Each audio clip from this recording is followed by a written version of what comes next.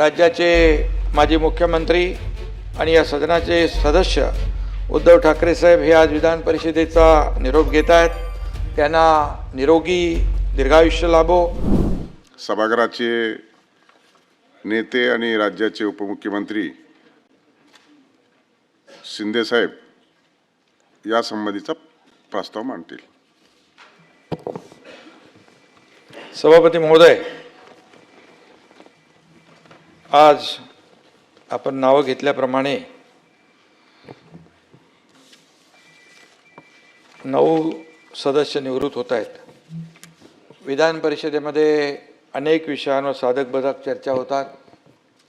कधी कधी सत्ताधारी आणि विरोधकांमध्ये आरोप प्रत्यारोप देखील होतात. पण आज आपण सगळे एका हळव्या वळणावर उभे आहोत.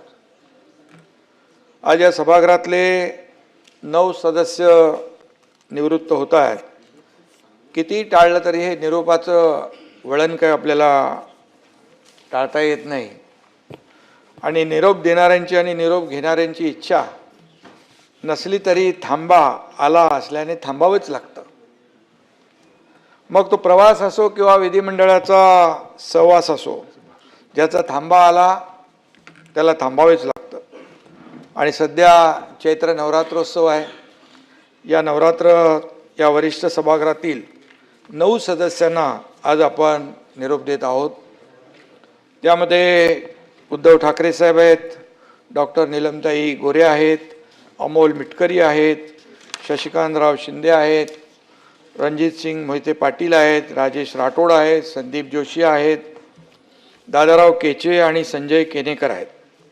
हे आपले 9 सहकारी कार्यकाळ पूर्ण झाल्याने आज निवृत्त होत आहेत.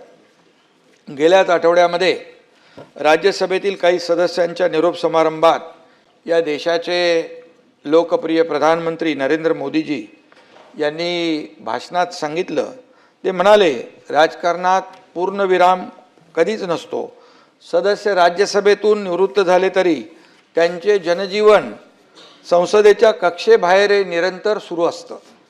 त्याच धर्तीवर आज विधान परिषदेतून निवृत्त होणाऱ्या सदस्यांचं कार्य यापुढेही निरंतर सुरू राहील याची मला खात्री आहे.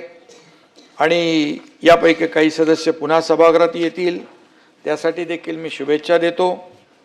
राज्याचे माजी मुख्यमंत्री आणि या सदनाचे सदस्य उद्धव ठाकरे साहेब हे आज विधान परिषदेचा निरोप घेत आहेत. त्यांना निरोगी दीर्घायुष्य लाभो अशा मनापासून शुभेच्छा देतो. तसेच त्यांना पुढील राजकीय वाटचालीसाठी देखील खूप खूप शुभेच्छा देतो.